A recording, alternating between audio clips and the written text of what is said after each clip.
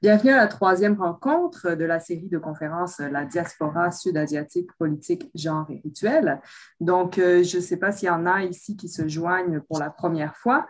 Alors, c'est une série de conférences qui est organisée et financée par le département des sciences de religion à l'UQAM avec Mathieu Boisvert, Karine Bates du département d'anthropologie de l'Université de Montréal, Serge Granger de l'École de politique appliquée de l'Université de Sherbrooke, le ministère des Relations internationales et de la francophonie, l'Institut d'études internationales de Montréal et je participe aussi du département d'anthropologie de l'Université Laval. Donc, la présentation d'aujourd'hui, qui se déroule en anglais, comme vous avez pu le comprendre, s'intitule Imagining a Homeland Within a Nation, Caste, Religion and Transnational Mobilization for Telangana Gadda. Donc, la présentation va être en anglais, mais si vous voulez poser des questions en français à la fin, c'est tout à fait possible de le faire et on fera la traduction. Sanam, I just said that if they want to ask questions in French, it's possible to do it and we will do the translation. So now I'll just introduce you shortly in French and then you will be able to go forward. Donc, Sanam est chercheuse affiliée au Center for Modern Indian Studies à l'Université de Göttingen en Allemagne, où elle détient un fellowship Alexander von Humboldt. Elle a auparavant obtenu un doctorat à l'Université de Amsterdam et a occupé divers postes de recherche ensuite, dont un poste en tant que SSRC Inter-Asia Fellow à l'Université de Göttingen et aussi un poste en tant que Marie Curie Co-Fund Fellow au Max Weber College à Erfurt, aussi en Allemagne. Elle est anthropologue et se spécialise sur l'Inde et ses recherches portent surtout sur la migration, les échanges transnationaux en diaspora et pays d'origine et les constructions identitaires religieuses et basées sur la caste au sein des diasporas. Et elle a publié de nombreux articles et chapitres de livres, notamment dans Modern Asian Studies, Journal of Contemporary Asia, dans Ethnic and Migration Studies, et elle a aussi coproduit un film sur la philanthropie diasporique. Donc, Sanam, you might have caught a few words here and there. Since we're a small group, I won't do the presentation in English, and I'll leave you the space to start your talk.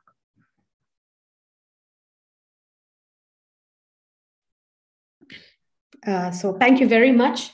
First, Catherine and Matthew for giving me the space to actually bring together some of my research that I've recently started doing. By recently, I mean 2019, we all caught in this time lag.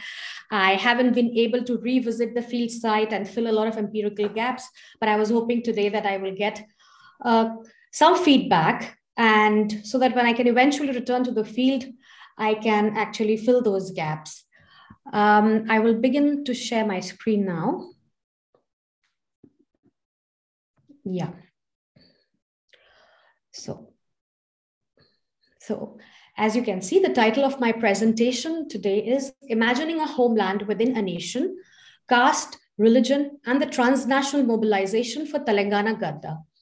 So I will just briefly mention what Gadda is. Gadda means a mount in Telugu, and usually it's a raised platform. Sometimes, often villages in highland regions also have the term Gadda in them. And the precursor to this term, Telangana Gadda, which you will find in a lot of poems and in literature, is Paura Gadda, which Paura means struggle and Gadda means, so from a mound launching a struggle. So from there, this term Telangana Gadda comes, and roughly I translate it into Telangana land or Telangana homeland. It has a lot of radical potential, but as I show through my talk, the term has gone a lot of change in its diasporic rendition. So I will begin by briefly telling you what this whole thing is about. Those of you who may be familiar know that Telangana is the newest state of India, the 29th state, and it was formed in June 2014, created by the bifurcation of Andhra Pradesh, an existing state of India. And this bifurcation, as you may well be aware, is not unique because it has a precedence in early 2000s when India culled out other states like Jharkhand, Chhattisgarh, and Uttarakhand from existing states of Uttar Pradesh, Bihar, and Odisha. But perhaps what sets the demand for Telangana apart is its historical entanglements with different processes that I will come to in a bit, running in tandem or in parallel, and of course, its transnationalization. What we know as Telangana movement, the crux of my research, also referred to as Telangana agitation, officially started in 1968, but you can see its history goes back much before that. And since then, it has ebbed and flowed in phases.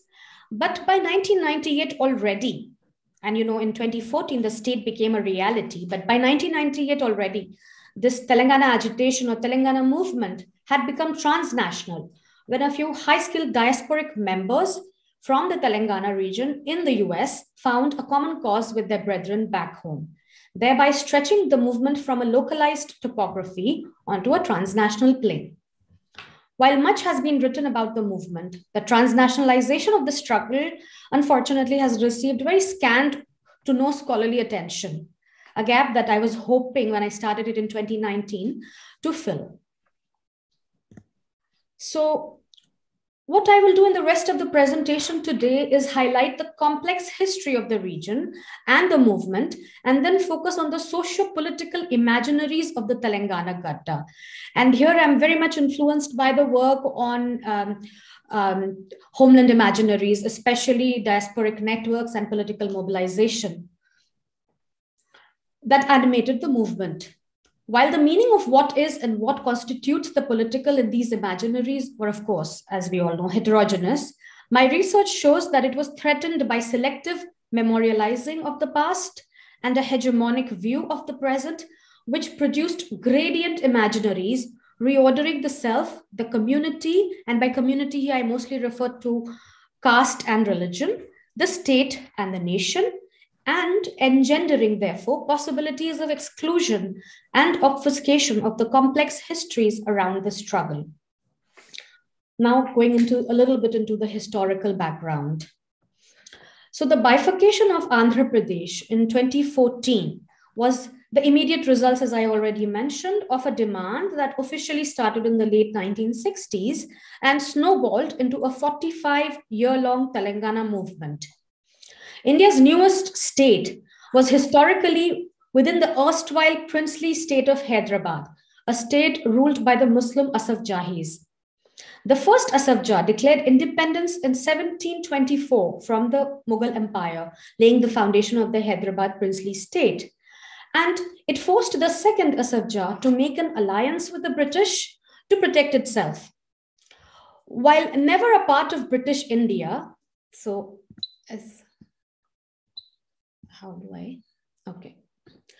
while never a part of British India, Hyderabad state here, continued to be a loyal British ally and opted to remain an independent state after India and Pakistan gained independence in 1947.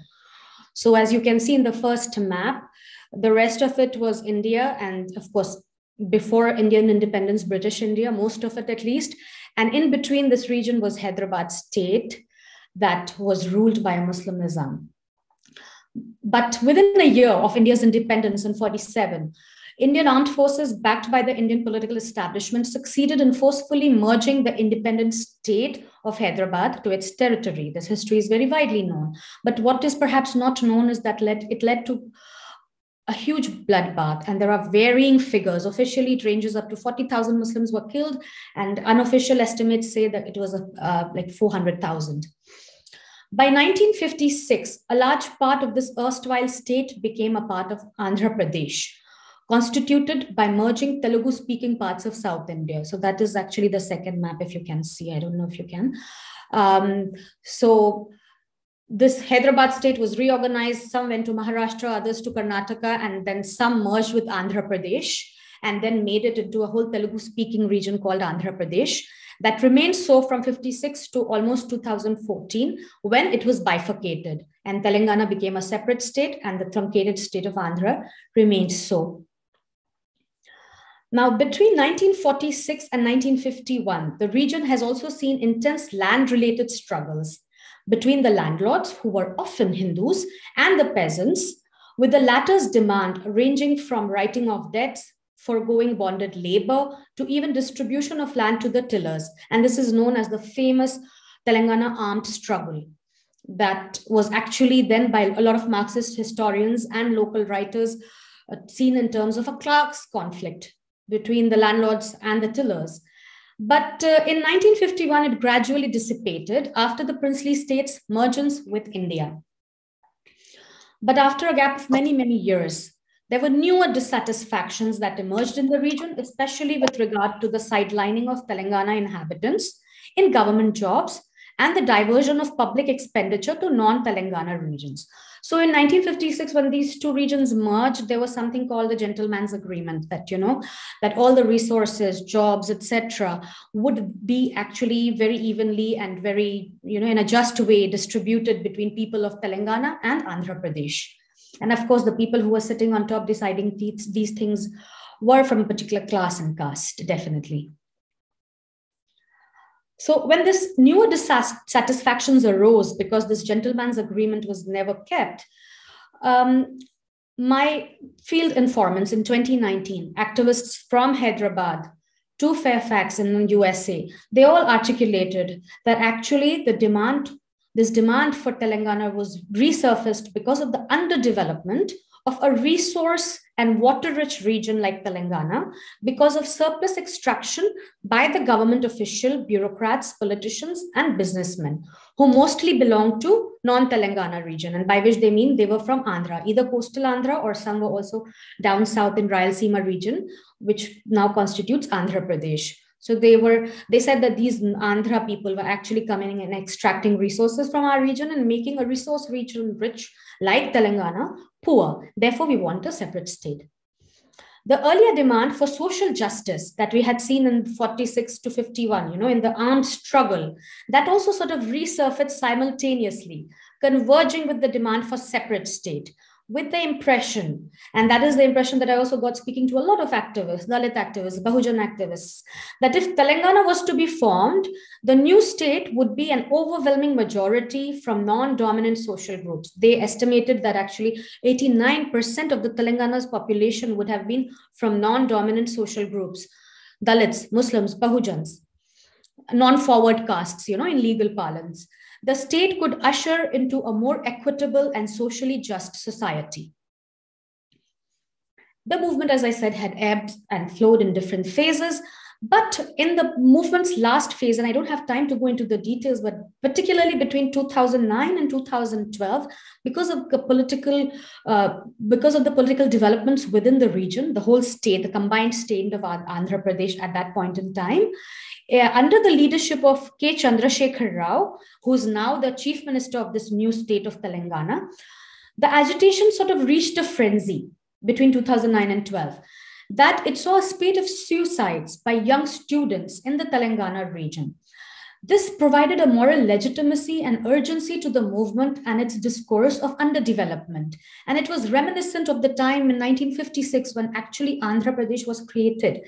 There also suicides took place, and it was said that language has to become the basis of state reorganization. And we see a kind of a replay of that, but in a much more violent and volatile way, where young students are then committing suicide and saying, no, we want separate Telangana. Language cannot be the basis of our exploitation by forcing us to be together with our exploiters, here non-Telangana people.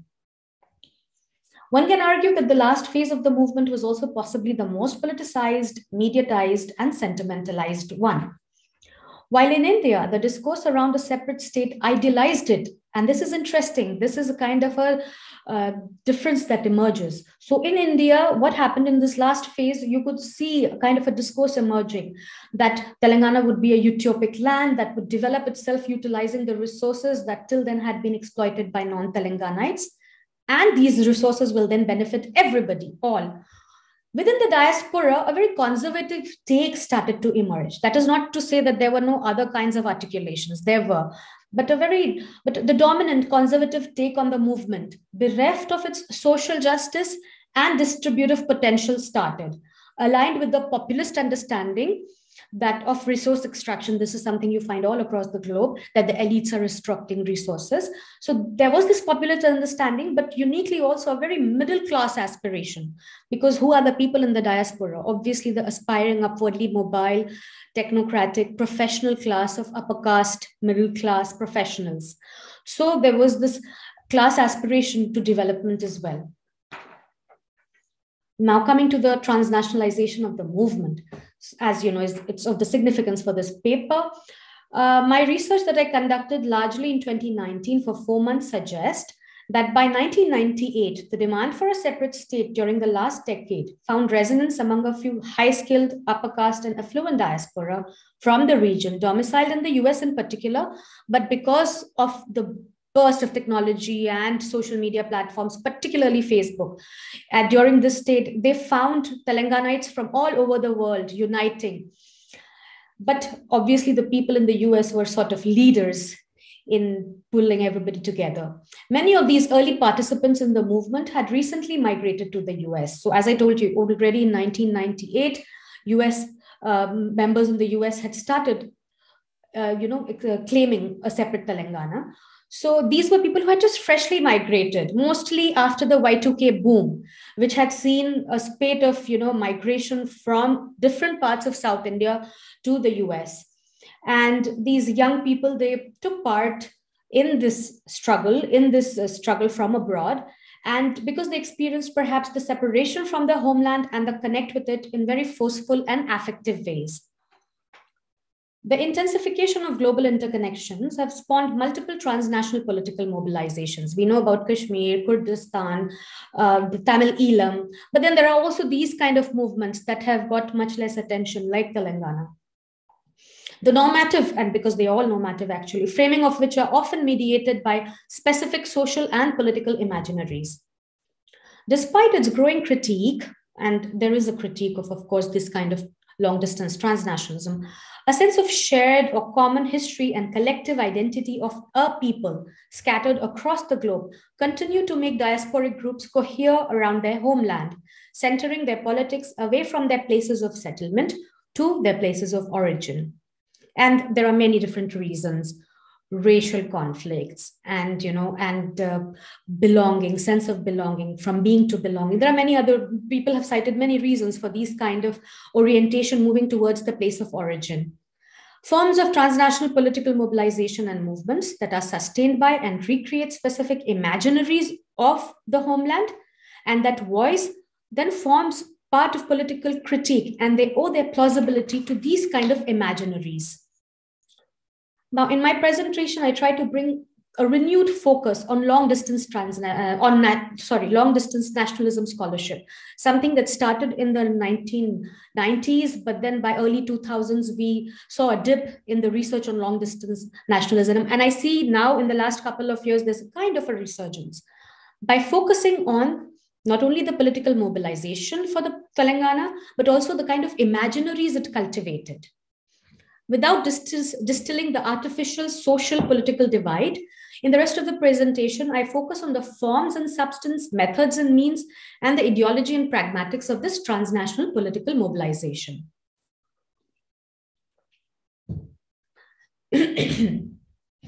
So some of you might be aware with this transnational turn in research, which has emphasized the emergence of transnational social fields, where communities maintain multiple social and political relations across different geographies. Coinciding with this literature, research on long-distance nationalism also took off after Benedict Anderson posed the question whether capitalism, with its habitual restlessness, was producing new forms of nationalism among diasporic communities. And he said that in his talk in 1992, then leading the way to the research on long-distance nationalism.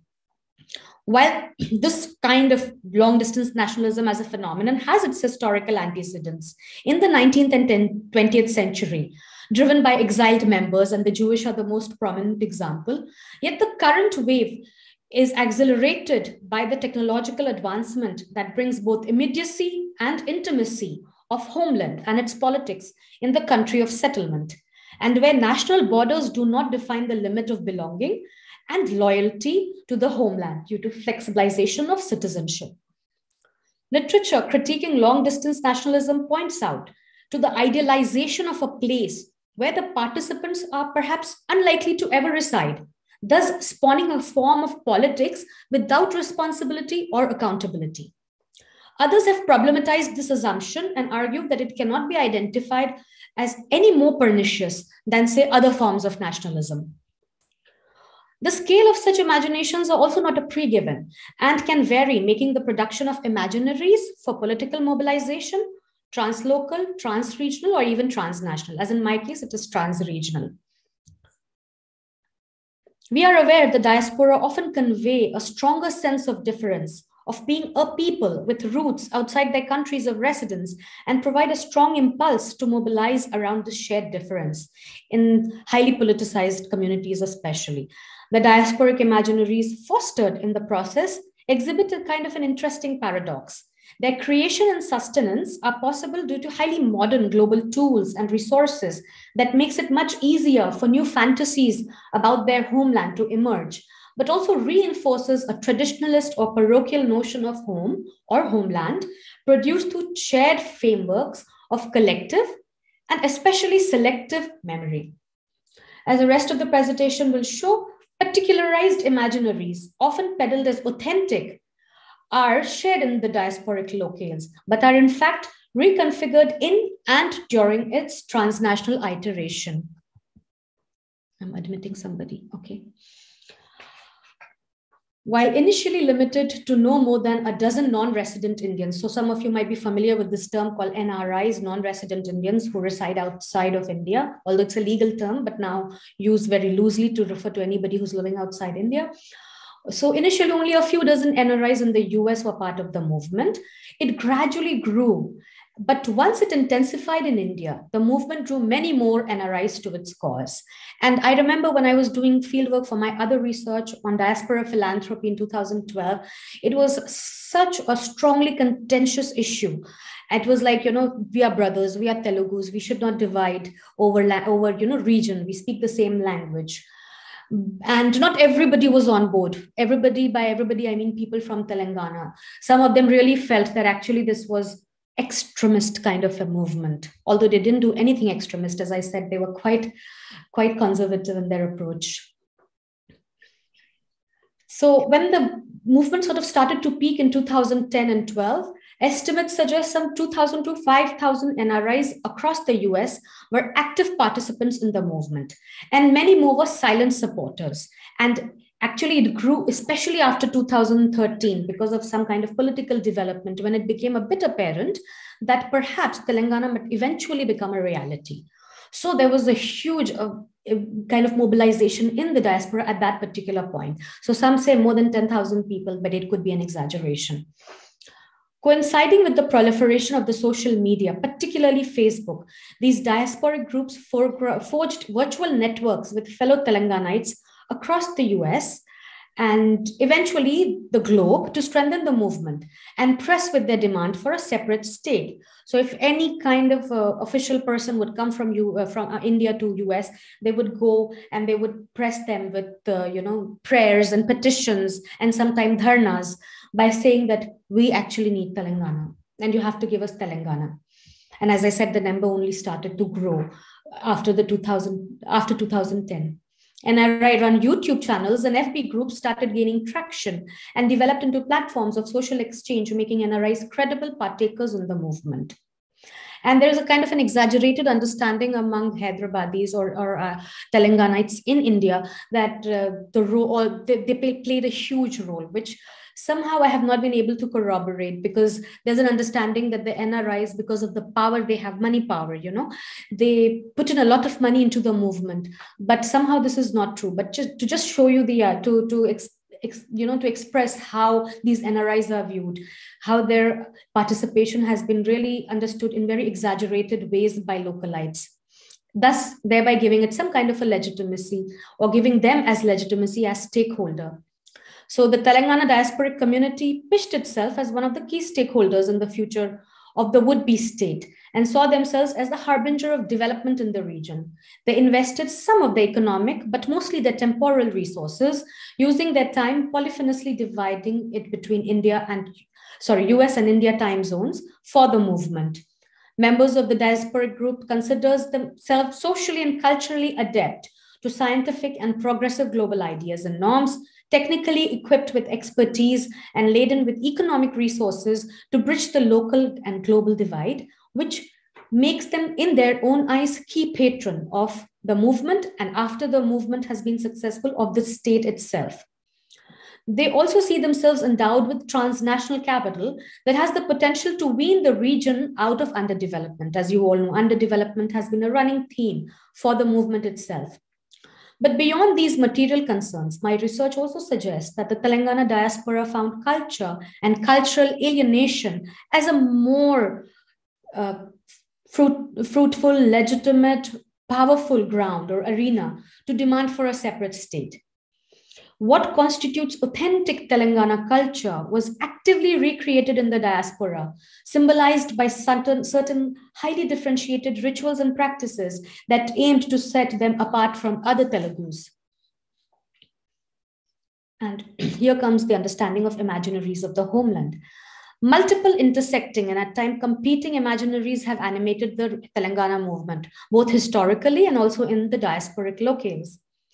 As a heavily politicized movement, while fissures with the Telangana diaspora within the diaspora also emerged, this presentation focuses on the shaping of the dominant and hegemonizing tendencies that circumscribed the larger movement within the diaspora.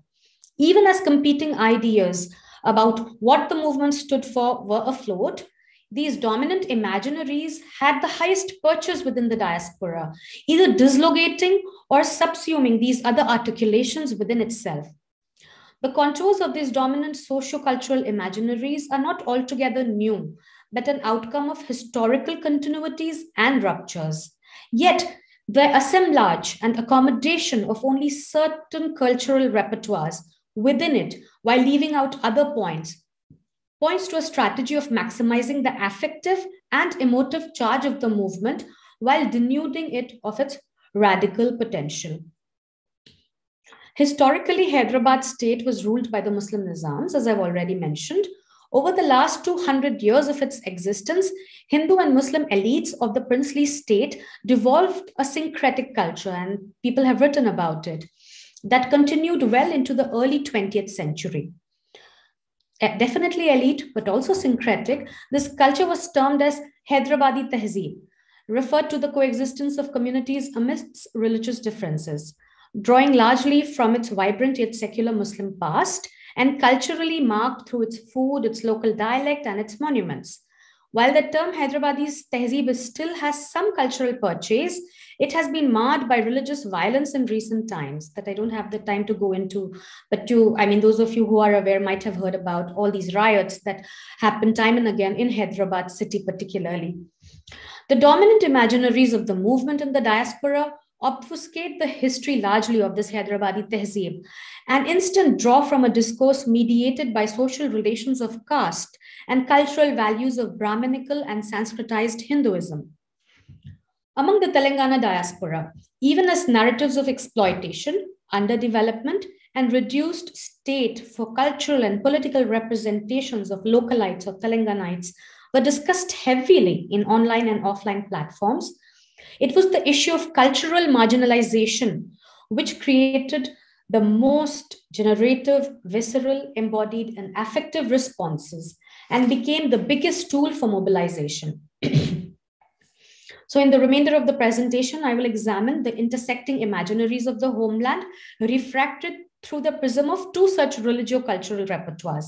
The Bhatkamma festival, a local seasonal festival recreating hybridized pan-Indian Navratri festival, and the imaginary of Telangana Talli or goddess Telangana as representing the authentic Telangana. In doing so, these cultural repertoires etches out the complex relationship between embodied and affective socio-cultural imaginaries that produce the highly valued currency of transnational capital for the movement.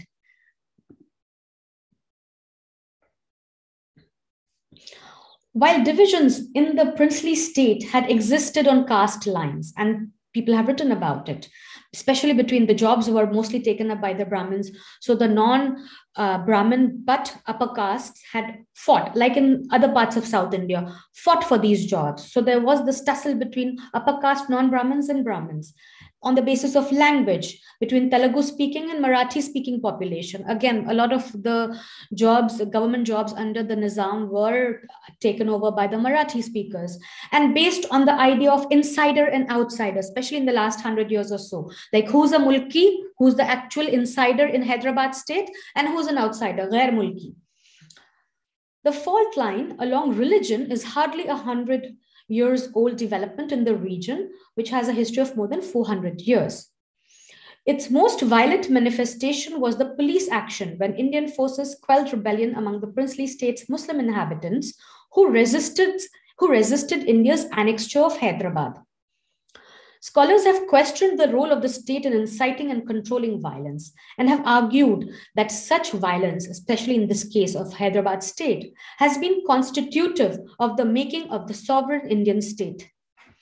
In its diasporic imaginary, the history is either never invoked or only partially invoked to frame it in terms of unbridled violence. And here the narrative is flipped, of unbridled violence by Muslims who are outsiders, who are conquerors, who created the Hyderabad state atop an antiquated and indigenous Telangana. Now, this kind of understanding is really very prevalent. So it does not matter if you're left-leaning or if you're from a group that is multi-caste, not just dominated by the upper caste in the diaspora, I mean, but this idea that the Muslims were outsiders, they were conquerors, they were not real inhabitants, not actual, not legitimate, not legal inhabitants, but outsiders, has gained a predominance. Indeed, as I said, it has gained it has become the most dominant discourse among all kinds of groups, including progressive groups.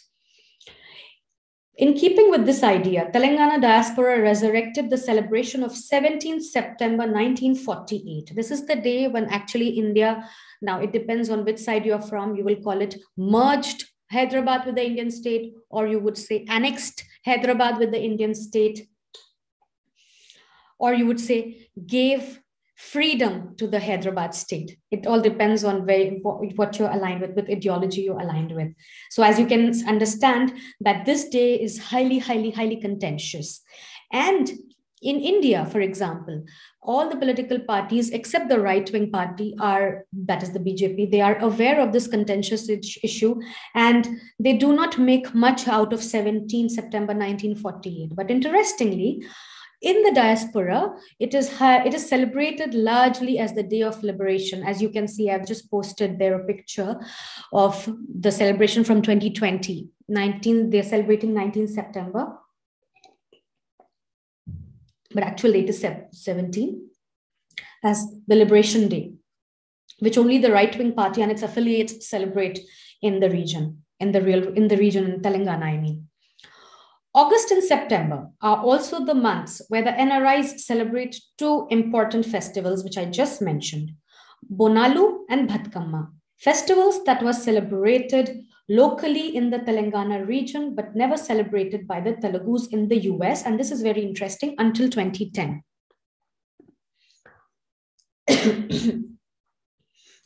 And so one of the pet peeves of the people of Telangana before the bifurcation was, but only after 2008 and 9 was that, by only, I mean it gained much ground. This became a legitimate grievance of the people of Telangana in the US that their culture, their religion, their understanding of the religion, their gods and goddesses, and particularly their festivals are not celebrated by the Andhra or by the Telugus from Andhra Pradesh. And they say that these festivals, this Bonalu and Bhatkamma, and I'll come to them in a bit, were perceived as backward, tribalistic, non-Brahminical. These festivals were always sidelined, whereas other Telugu festivals were celebrated with much fanfare.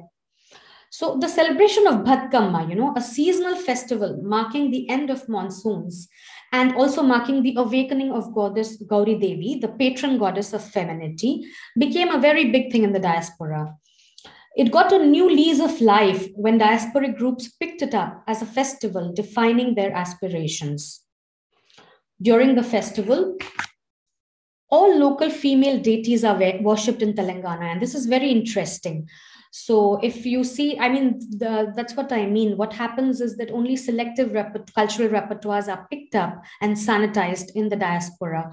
So what happens to Bhatkamma festival is, in its diasporic rendition, it is reimagined as the spirit of Telangana. All its folksy antecedents are removed, and now it is reimagined as the spirit of Telangana, the festival associated with worship of goddess Durga. Now, Durga is a pan-Indian goddess, which is of course worshipped also in Telugu-speaking regions, but it's not a local deity. Rather than actually saying Bhatkamma as a local deity, now she has been reincarnated as Durga. One of my respondents explained to me that Bhatkamma was truly born in the diaspora, who revitalized the festival and elevated its stature to extend it to all Telugus today. And so what happens is, they are saying that we've given a kind of legitimacy, you can say, to this festival, that everybody accepts it as a Telugu festival. It's no more a festival of just Telangana people. Another respondent also told me about how, not just in the diaspora, but also, particularly in the diaspora, but also in Telangana, people were very strategic about picking up Bhatkamma and making it as the face of the Telangana struggle, where their culture had been always either subsumed or disregarded by the dominant Andhra culture. However, interestingly, another respondent, and a Dalit NRI, explained that traditionally his community was excluded from the celebration of the festival in villages. But this history is either totally glossed over in the diaspora or just never mentioned. So I asked somebody else, I said that this is something that I've heard, Dalits were not allowed to take part in this festival of flowers. As you can see, it's a festival of flowers that are actually then given to goddess Gauri Devi. They said that that is not true. What is more interesting is therefore another festival, which is called Bonalu. And you see here two pictures of Bonalu, one in the US and the other in India, in Hyderabad. So a more starker re-engineering has been underway with the Bonalu festival. Like Bhatkamma, Bonalu is also celebrated by worshipping the local deities, Pochamma, Maizamma, Yellamma, Maramma. These are all local goddesses. Among others, there are many, to appease their anger and seek their blessings. And as you can see, these are celebrated at a time of, monsoon, where there would be a lot of health hazard during those times. So it was understood that, if you celebrate these festivals and please the goddesses, they will save you from all kinds of diseases that are associated with monsoon. A highlight of the festival, Bonalu here, is a trance-like dance performance where the spirit of the fierce female goddesses possess the protagonist. However, the renewed efforts to give Sanskritic roots to the festival have started to take place, already have taken place, by claiming it to be derived from the Sanskrit word Bhojanalu. So Bonalu comes from Bhojanalu, where the j is dropped. And Bhojan means food. It's also Bhojan in Sanskrit, but also Telugu. It means food. So condensed as Bonalu. And they have rechristened it in the diaspora as a Thanksgiving festival, bringing out not just the Sanskritizing, but also the hybridizing and modernizing impulses within the diaspora, who have done away with the trance-like dance that you can see here in an attempt to sanitize the festival to suit American sensibilities. How much time do I have? Maybe 5 more minutes, Sanam. Okay, I will quickly talk about Telangana Talli now. Nations have often been imagined in gendered metaphorical terms, and the image of India as a mother goddess or Bharat Mata, you all are aware, became a rallying point, effectively invoking Indians to stand up and defend her honor during the independence. After India's independence, one of the first states to openly seek recognition for a separate state based on language was Andhra Pradesh, and its poets personified the language in the form of Telugu Talli or Mother Telugu. And perhaps for the first time, a language became a defining characteristic of people rather than a geography, as Lisa Mitchell points out. With the peaking of the demand for Telangana, in the post-2010 world, the movement reversed the trend, giving validity to a new goddess called Telangana Talli. You can see the both goddesses placed side by side, who represented and personified a given geography, Telangana, rather than a language. The goddess symbolizing Telangana shares an uncanny resemblance to the Telugu Talli. Although people do point out one is carrying a maize, the other is carrying some other grain, there are some differences. But as you can see, Telangana Talli is by and large, framed in Telugu Talli's framework, is exhibiting a case of representational mimesis, of course, with differences. The use of the image of Telangana Talli in most Telangana-related events in the US before the bifurcation of Andhra stirred up a debate. So this was a point of debate. Especially, I have gone through some, email exchanges. At that time, it used to be mostly email exchanges. Below, I reproduce a snippet of exchange that took place in 2011. And I'll quickly read this. Person A, India is a secular country and all images and symbols of religion should be disavowed by the state administration. And yet we continue to equate India with Hinduism without any qualms and expect the minority religions to tow the diktat of the majority. And by here, they mean Hinduism is a minority religion. The struggle for Telangana is the struggle of one such minority which rejects the overwhelming domination of a majority that imposed all its symbol, its dialects, its ideas of what is right, what is wrong, their festivals, their histories, and their heroes. And by here, the majority, they mean Andhra people. How can we then justify the imposition of the majority's religion, symbol, and icon to other minority religions in the same struggle? So they're saying we've been subjugated by the majority. Why should we do the same now? It will be a travesty of a genuine people's movement if we were to continue this path and embrace Telangana Talli as our icon, if we were to replace Ma Telugu Talli with another Hindu devotional song. But then he was, contested by person B, who said symbols are an important part of the movement. The idea of a language mother is archaic, as most people use land or region or culture to rally people. So you see the strategic use of it. Bharat Mata, das Vaterland. Even though I am an atheist, I accept cultural symbols like Bhatkamma, Bonalu. I also use language like Khuda Hafiz. This does not imply adherence to a religion, but acknowledge of a culture.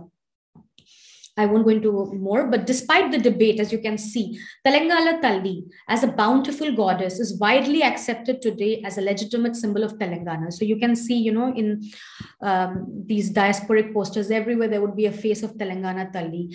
These are posters prepared in the US. So I end this paper quickly, give me just 3-4 more minutes, with some reflections on the political imaginaries. All imaginaries are sustained by ideas of a collectivity, and of course include myths, ritual production of a culture that is given meaning by shared association. However, it is pertinent to deconstruct the imaginaries and ask, where do they come from and what goes into their making? Imaginaries are socially constructed and relational, but they find their fullest expressions when they move from the representational realm to becoming a call to action towards a political end. As the imaginaries travel to and within diasporic locales, they mutate, reconfiguring themselves in the process. The contours of the Telangana struggle, apprehended briefly in this presentation, shows that what started off as an economic demand for justice and redistribution grew into a full-fledged subnational movement, mostly fought under this vague idea of underdevelopment, but mostly over culture. And in its transnational movement, the political imaginaries coalesced to form a strategically crafted clash over cultural difference. That is actually very much contested. People say there's hardly much difference between Telangana and Andhra. Both speak similar language, eat similar food, but then there are nuances that people find and say that we are actually different. So this is a debate that is going on. In the reconfigured diasporic rendition, the dominant imaginaries aim to rebuild an authentic indigenous culture and dislodge the hegemonic Andhra culture and foreign Muslim culture. But in fact, it is being replaced by a sanitized, modernized, and Sanskritized culture that sits well with the upwardly mobile aspirations of the professional class and upper caste Telangana diaspora. In the process, it has delegitimized other forms of diasporic mobilization on issues related to, say, for example, caste-based oppression, class-based struggle, religious discrimination, etc., and for more equitable redistribution of resources within Telangana. As Anderson and others following him have alerted us, all imaginaries are sustained by ideas of a collectivity and the production of a culture that is given meaning by shared association.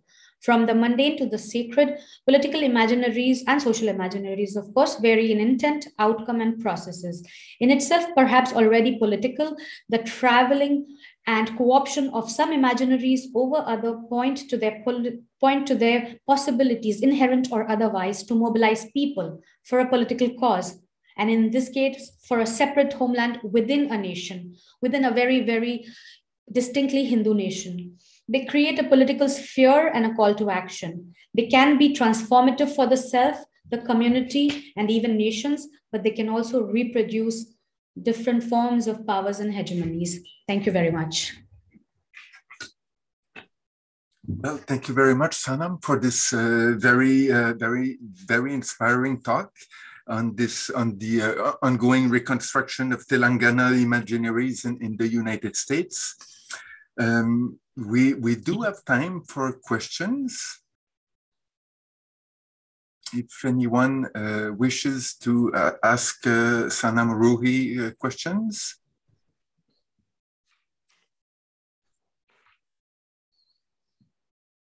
Catherine, yes? I'll ask a question first since I have to leave early. Thank you very much for this fascinating talk. I had a question. I was fascinated by this sub-nationalism, like a regional nationalism and the involvement of the diaspora in that particular region. And I was wondering, like, how does that shape their relation to India as a nation?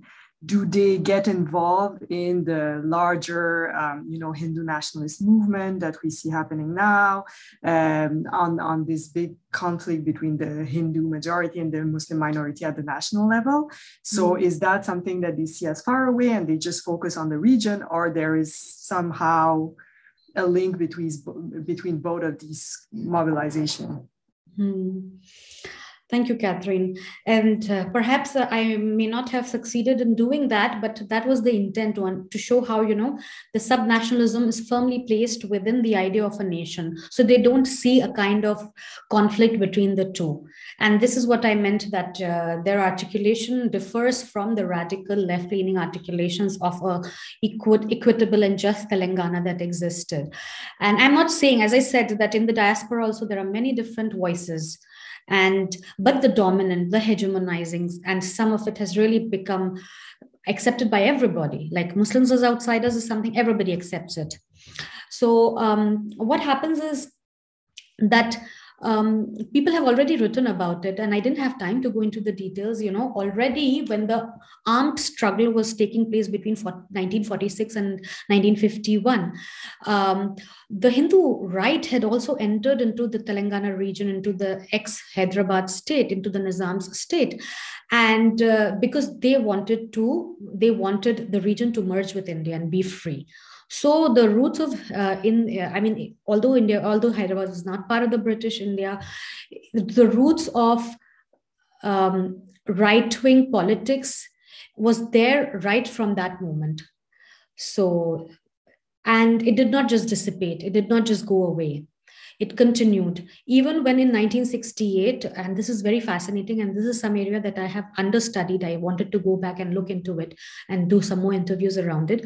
I did not know because I didn't read about it in any literature. But what I found is actually it was not just the radical left student bodies of Osmania University in Hyderabad who were at the actual forefront of the demand for a separate Telangana on the basis of social justice and equitable development, etc., redistribution of resources. But there were also right-wing student groups affiliated with the ABVP in the 1960s who were actually also asking for the same thing. But nobody has, there might be something in Telugu literature. I'm not very fluent in the language, so but I have not come across it. So usually people talk about the political parties, the Congress versus what were the local party. This was born out of the Congress demanding a separate state. And there's a lot written about it. There's a lot written about the armed struggle and its continuity with the 1968 re-emergence of the Telangana movement. Now no more Telangana armed struggle, but Telangana movement. But nobody has talked about this. So there are some continuities. And what is very interesting is now in the diaspora, for example, So the Telugus whom I had been working with earlier in my PhD were from Andhra Pradesh, the truncated state of Andhra Pradesh. And for my postdoc, I moved on to the Telangana Telugus. Now, they are very much a part of Overseas Friends of BJP.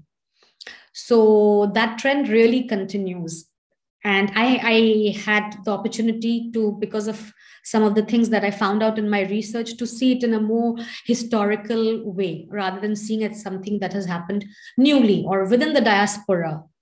But if you just talk about, Telugus consider themselves to be very secular. But then when you are there, even when I met somebody who was actually leading the Overseas Friends of BJP, and he tried to give the whole thing a very secular, flip. Yes, thank you.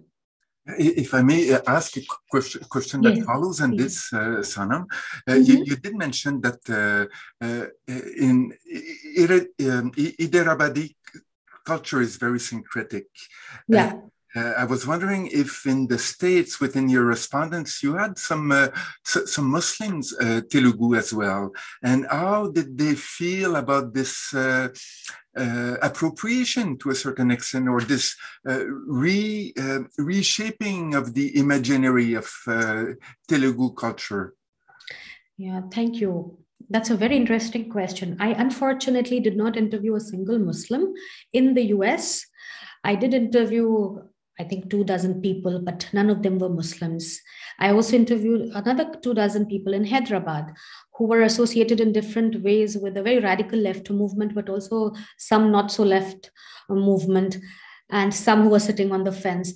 But I did talk to a lot of Muslims in Hyderabad, for example, and they had a different take on it. Obviously, there were some big Muslim groups that actually, you might know about Asaduddin Owaisi, who has become the face of Hyderabad. His party did not support the Telangana movement.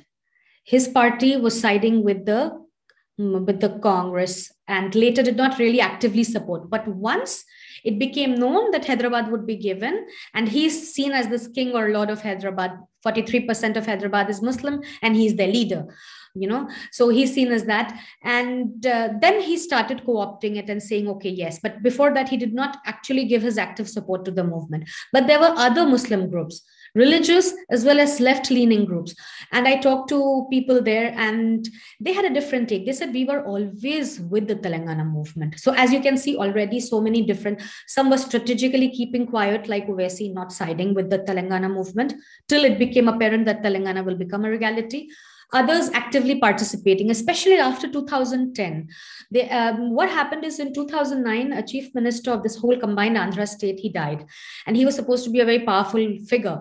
Once he died, there was a sort of, and the chief minister who came after him was more like just a puppet of the Congress party. And therefore, people say that if this chief minister would not have died, perhaps Telangana would never have been a reality. So it was also, and I have talked about, so there is a particular political party that emerged from it, which the whole point of that political party was a separate Telangana. And now it is actually ruling the state, and it has won the election second time in the state. So they have been saying that, I talked to people at the head of the top of the party, and they said, well, it was strategic. Now, I really don't know whether, it sounds very, I don't know, so many people committed suicide. There were so many emotions associated with it. And then this political party that is leading, and their leaders say it was very strategic. We would have equally given it up if we did not succeed. I don't know, it's a very cynical kind of a view, but I know people who are very emotively involved in it. Thank you very much, Sanam. Other questions? We do have time. Yes, Dushyant? I'm sorry, it's not related to your talk for today, but could you tell me, since I'm involved in the organizing film festivals here, could you tell me a bit about your film on diaspora philanthropy, and when was it made, and what's briefly about, if it's not taking to other people's time, too much time away? Okay, if others don't have a question, I can come to that.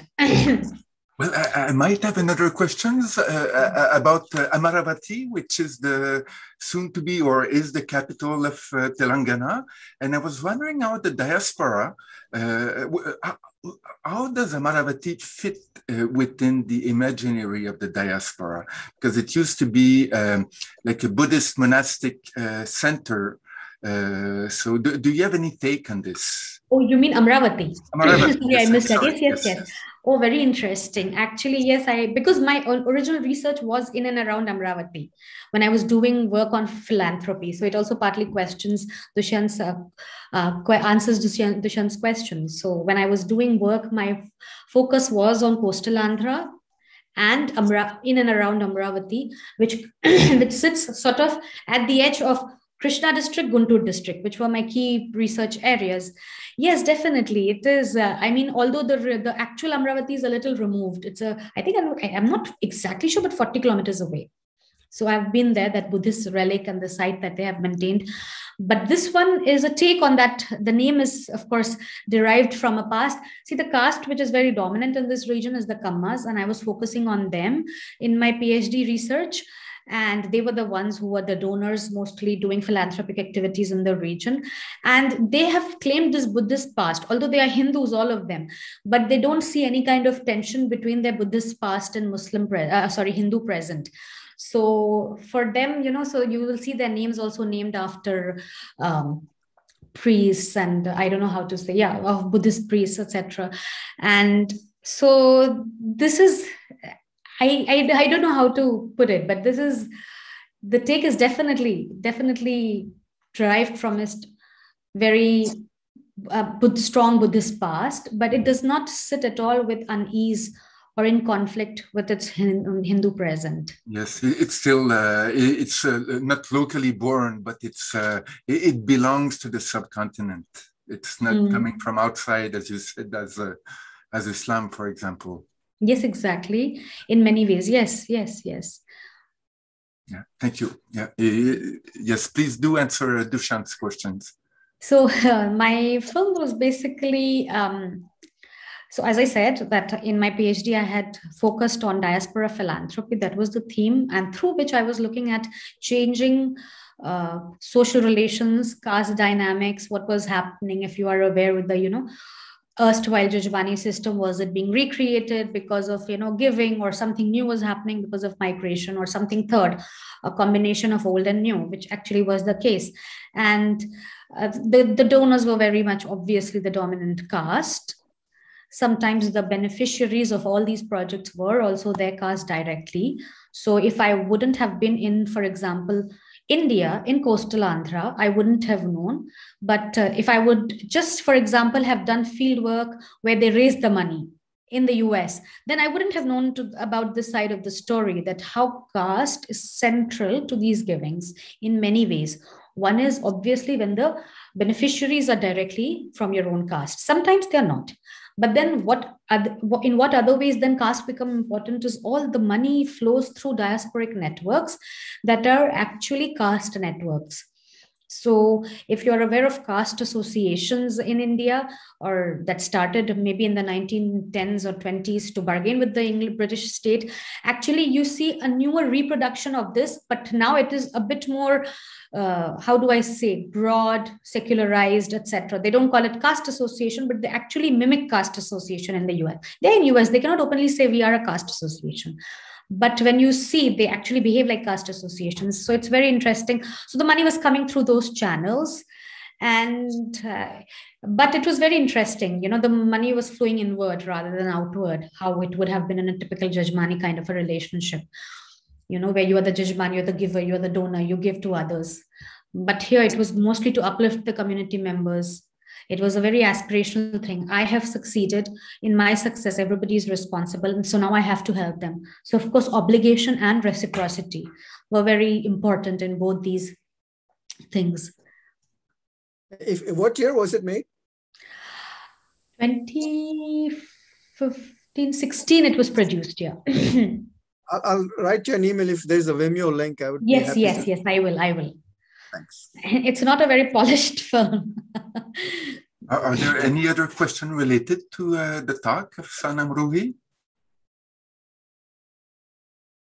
I might have one that is not directly related. Thierry, do you have a question, or I just saw you appear?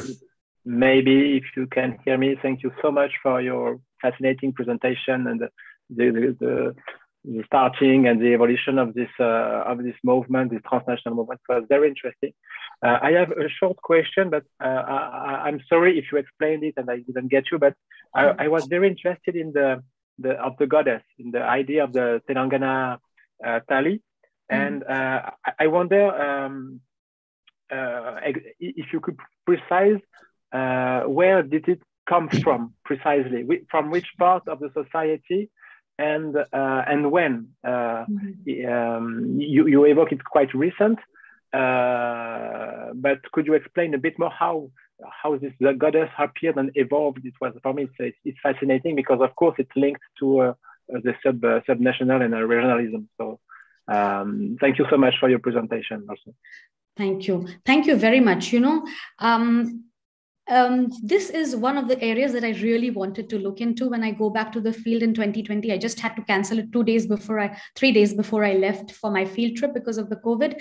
And I'm really interested in who actually created it. Did it start in the diaspora or not? Like the Bonalu Festival, like the Bhatkam especially, it was created in the diaspora. That's what people say. Because in India, for example, it were only people in the fringes, the Bahujans, who celebrated the festival. But now everybody, and by everybody, I mean all Telugus, irrespective of their caste, religion, and where they come from, they are, at least that's what the idea is, they all celebrate. But Telangana Tali, it's really interesting. I want to know who was really behind it. I had asked only one person about it, and he couldn't give me much. And this was an NRI. He couldn't give me much about it. He said, yes, it is very recent. It is very recent. By recent, he meant 2011 or something like that. Now, I don't know if this shape was given. I'm sure there is somebody behind it, and I have to really find out, but I'm sorry I couldn't answer that question. I am not equipped to answer that question. Well, if I may follow up on this and ask you a question on the Bonalu Festival, it's probably related to Bahujan as well. And you said that somehow it's linked to Yellama Mata. And I was wondering if you're aware if there are any Arabanis, Jogtas, Tirunangai, or Hijras that attend this festival. Oh, I wouldn't know that also, because actually I have never attended this festival, unfortunately. Okay, thank you very much, Sanam. But if you ask, can I ask you a question? So where is this question coming from? Could you tell me a little bit more? Yes, I've been working on Yellama Festival and then Hijra communities and Jogtas, Jogtis. And Yellama is very central to them, especially in Karnataka. And I want to pursue this in Telangana, in Chhattisgarh, and. Okay, I see. Interesting. Have you written about it? Yes, I've written a book in 2018 in French, unfortunately, but I do have an English article on the. Okay, I'll send you the link. Sure. Thank you very much.